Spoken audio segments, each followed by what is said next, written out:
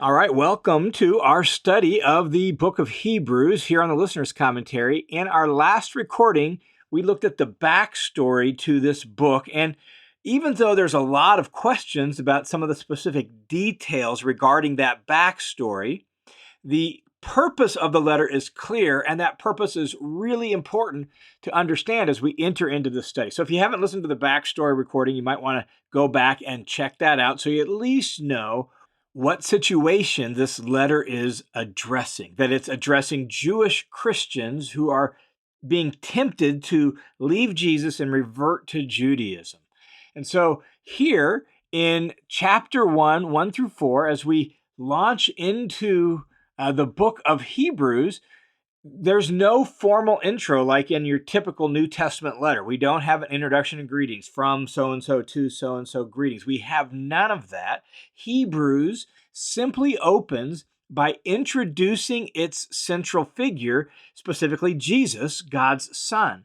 And it launches into this quick little paragraph that is just jam-packed with a load of theology about who Jesus is. And it's the setup then for everything else the author of Hebrews wants to mention about Jesus's greatness and superiority over everything entailed in the Old Covenant. It's the fact that there is no formal introduction and greeting that has led to so much mystery around the backstory to the letter. But the reason for that, as we noted in our last recording, is because this is more like a sermon than a letter. It has some letter elements, particularly at the end when there's some greetings at the end, but really it's organized like a sermon, and that's really what the author calls it when he says it's a word of exhortation. So here in these verses, he just jumps in and he introduces really his main theme, or at least his main subject, Jesus, God's Son. And the basic point of verses 1 through 4 is that God has now spoken. In the present time, God has now spoken in and through his Son, who is superior to the angels. And then the focus on angels will continue in the paragraph that follows. And so the major focus here is on the comparison between the old order, in which God spoke in the prophets, and in the new order, in which God has now spoken in and through and by his Son.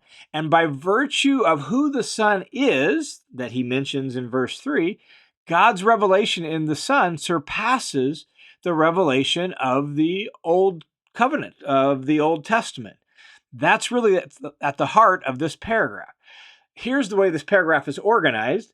Verses 1 and 2 contrast God's revelation in the past with the revelation through the Son. And then verses 3 and 4 describe the majesty of the Son through whom now God has revealed himself. So here's how the book of Hebrews begins. Verse 1, God, after he spoke long ago to the fathers and the prophets in many portions and in many ways, in these last days, he has spoken to us in his Son. That's verses 1 through 2a. And the fundamental affirmation of this section, this sentence, is that God spoke. But there are two clear periods of God speaking, of revelation. God spoke long ago to the fathers and the prophets, and God has spoken in these last days in his Son. Those are the two periods. But the fundamental affirmation, which is central to our worldview and our belief as followers of Jesus, is that God is someone who has spoken, and that's how we know his will and know who he is. So God spoke. Now, in the past, long ago, back in the old days, right, God spoke to the fathers in the prophets. When he says long ago to the fathers and the prophets, he's talking about the age of promise, the old covenant era, the old order. And in that period, he spoke, notice, to the fathers in the prophets in many portions and in many ways.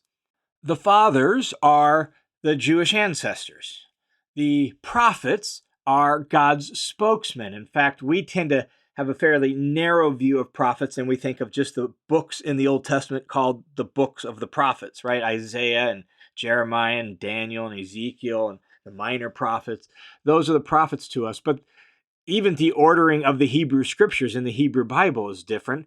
Tanakh, Torah, Nevi'im, Ketuvim, law or instruction, prophets, and writings. So that middle section, the in Tanakh, means prophets, and it includes Joshua and Kings and some of these other books. And so the prophets were those who spoke on God's behalf. So that's what he means here is God spoke to the fathers through his spokesman, through the prophets.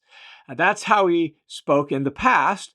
And notice when he did that, he spoke in, it says, many portions and in many ways, or in many parts and pieces is the idea. Like, in fact, it's alliterated in the original Greek. So parts and pieces captures that same force of it.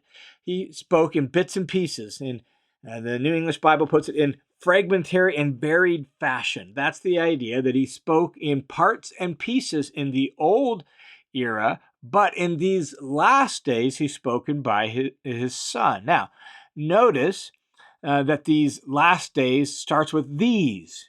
In other words, long ago was then in the past, but now, at the present, it's the last days. The author of Hebrews, the original audience of Hebrews, he's living in the last days. These last days are 2,000 years long at this point.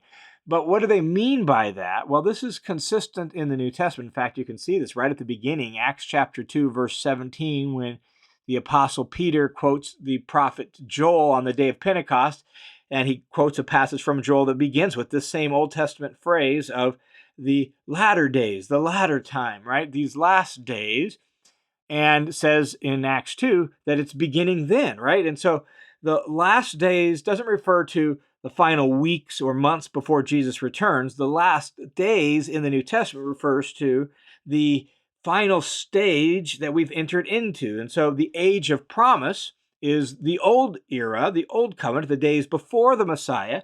That's the age of promise. But now that Messiah has come and the Spirit has been poured out, we're living in the last days. That is the new order of things, the age of fulfillment. And so you have those two eras, age of promise and age of fulfillment. And these last days, that phrase captures that idea of we're living in the Messianic era, the Messianic age, the age of fulfillment. And this, in fact, is one of the central contrasts that the book of Hebrews makes between the old era, the age of promise, versus the new era, the Messianic age, the age of fulfillment.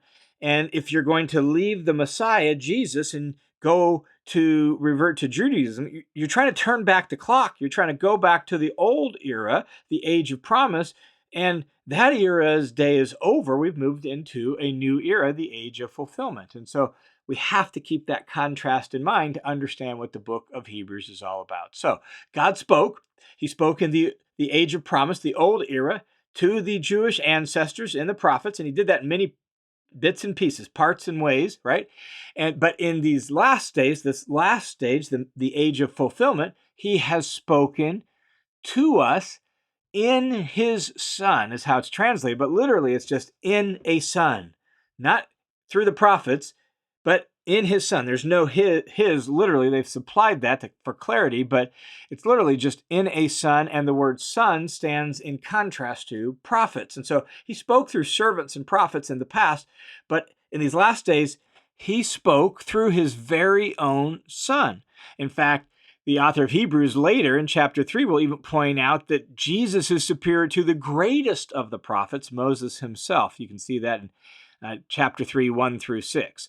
So that's how God has spoken now. He's spoken in and through his son. His son is the culmination of and the final revelation of, the fullness of the revelation of God and God's will. And so that's who Jesus is. Then the author here in these verses provides 8 affirmations about Jesus, about Christ.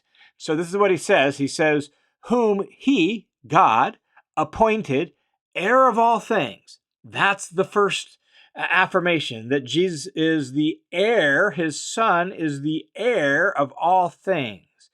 That likely alludes to Psalm 2 because he's going to quote that very shortly in verse 5, where the anointed one is deemed God's son, appointed as God's son, and he's the heir of the nations. And so that's probably, in view of the fact that we know he has Psalm 2 on his mind, probably what this alludes to, that the son is the heir of God's universal kingdom, of everything on earth. He is going to inherit all of that and be the ruler over all of that. That's the idea. So, whom he appointed heir of all things.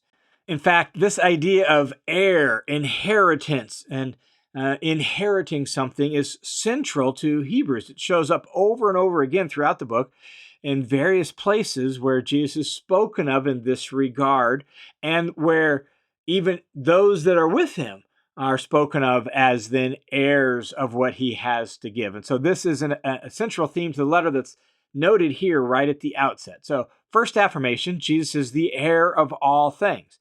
Now, as we continue reading, we get the second affirmation. So, whom he appointed heir of all things, through whom he also made the world. And so, notice that God created the world, but he did so in concert with or through the Son, through whom he also made the world. Again, this is a consistent New Testament theme.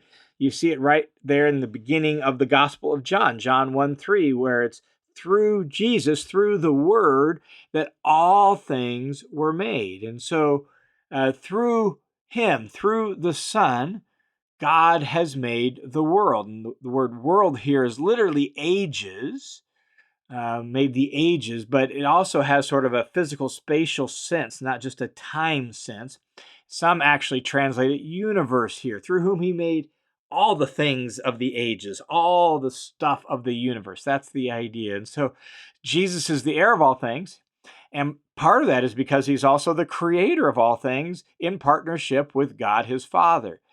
Continuing the thought then in verse 3, and he, the Son, is the radiance of his, God, we've got to get these pronouns right, so he is the radiance of his glory and the exact representation of his nature. And so there you get affirmations 3 and 4. So keeping our list of 8 affirmations about the Son, he's the radiance of God's glory, he's the exact representation of God's nature.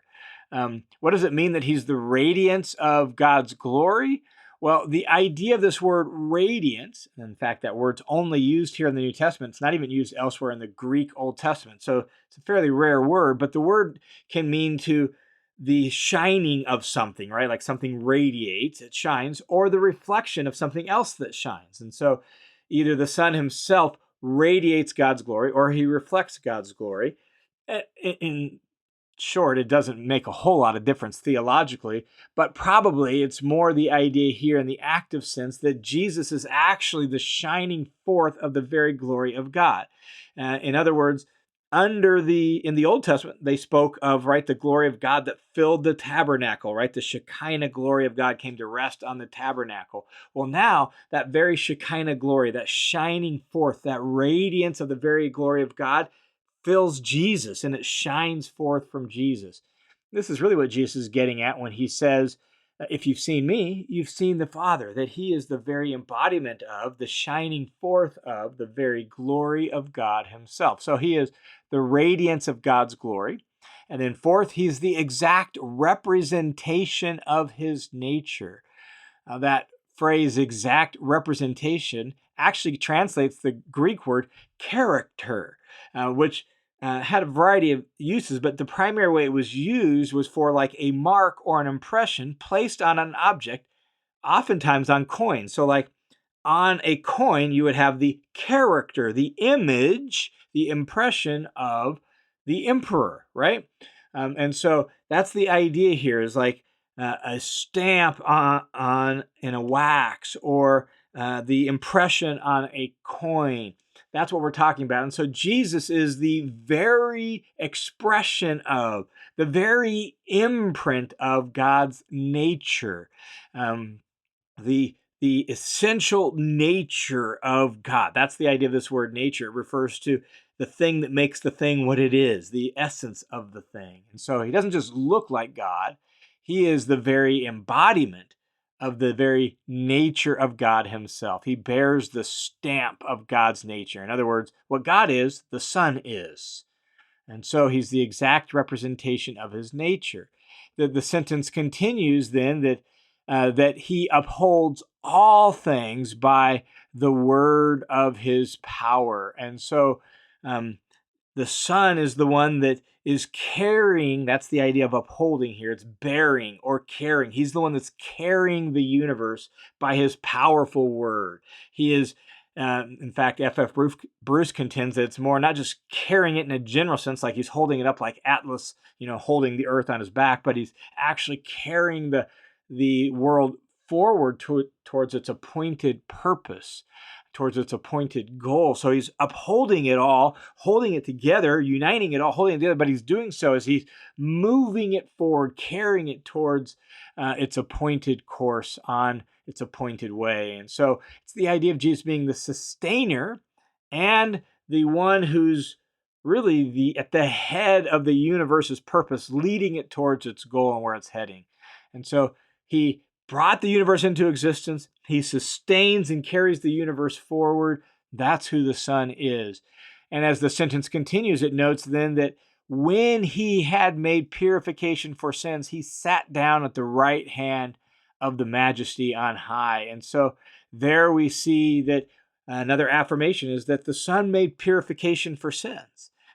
Obviously, deriving from the rituals of the Old Covenant that provided cleansing both from ritual uncleanness and from moral uncleanness, from sin itself. And here the Son is the one that made final, complete purification. The cleansing of the Old Covenant was incomplete and temporary. That's the argument that the author of Hebrews will make in chapters 8 through 10. But the cleansing from sin, the purification from sin that the Son makes is final and permanent and complete. And so he completed that. And in fact, that completeness of the purification from sins that he made is actually alluded to, hinted at, in the next phrase. When he made purification of sins, he sat down. He sat down because his work was done. It was complete. It was finished. In fact, the author of Hebrews will emphasize this later in chapters 9 and 10 when he talks about the priests stand. Every day they stand offering sacrifices. That stands in contrast to Jesus, the Son, who he offered his offering and he sat down because his offering was so sufficient, so complete, and so permanent. His work here was done. And so he sat down. His purification was so complete. And where did he sit? Well, he sat down at the right hand of the Majesty on high. In other words, a way to refer to God. He sat down at God's right hand. He's God's right-hand man, if you will. And that's where he sat down. So enthroned in the heaven, on the very throne of God, with the God of majesty on high, there sits the Son, having made complete and final and perfect purification for sins. And then the author says, having become so much better than the angels to the extent that he inherited a more excellent name than they did. And so he made purifications for sin. He sat down at the right hand of God on high. And then the eighth affirmation is he has a much better name than angels. He's superior to the angels. In fact, his exaltation and being seated on the throne of God at his right hand, that demonstrates his superiority to the angels. That's sort of the flow of the logic here. And in fact, within Judaism, at least certain segments of it, they had a fairly developed angelology, and certain principal angels were understood to be in such positions of power and honor and authority that they were only surpassed by God. Well, here's the Son sitting on the throne with God, and thus being exalted above all the angelic powers.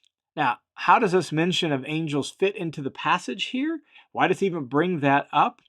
Well, it's still somewhat related to the theme of Revelation that we see in this passage. When you look down in chapter 2, verse 2, in fact, the rest of chapter 1 is going to develop this theme of having a better name than the angels. We'll see that in our next recording. But when he ends that, better name than the angels, and he jumps into his first exhortation in chapter 2, what he says is that the law came with glory through the angels. The angels somehow were involved in the giving of the law. And that's why the angels are brought up here. They're brought up because the Son's superiority to the angels has to do with the Son's superiority of his revelation. And so he was given a more excellent name than the angels. And what we'll see in the following paragraph is that more excellent name is Son, compared to their name being servant and messenger. And so they're servants of God, they're messengers of God, and yes, they have dignity and high status, but not nearly as high status as the Son. That's the more excellent name that he received than them. And one other important note before we wrap up this section, and that's the phrase more excellent. We actually see this a word used 13 times in Hebrews. It's the idea of better or superior, depending on your translation. But it's used 13 times in Hebrews specifically to contrast Jesus, the Son, and the age of fulfillment that he has brought with the old covenant and the old order of promise. And so he is better. And the author of Hebrews is going to emphasize that over and over again by using this word that's translated more excellent here, and it's used 13 times in this book to emphasize the superiority of the Son.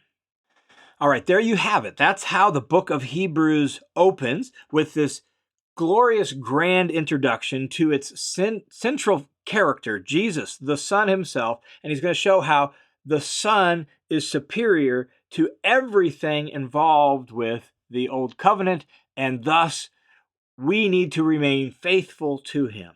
If he is the culmination of all of God's promises, and if he is superior to everything he did long ago, if he is that superior, then he deserves our utmost and highest allegiance. Thanks for listening to this recording of the Listener's Commentary. The Listener's Commentary on the New Testament is a listener-supported Bible teaching ministry that's made possible by the generosity of folks just like you. So thanks a ton to those of you who support this ministry and make it possible.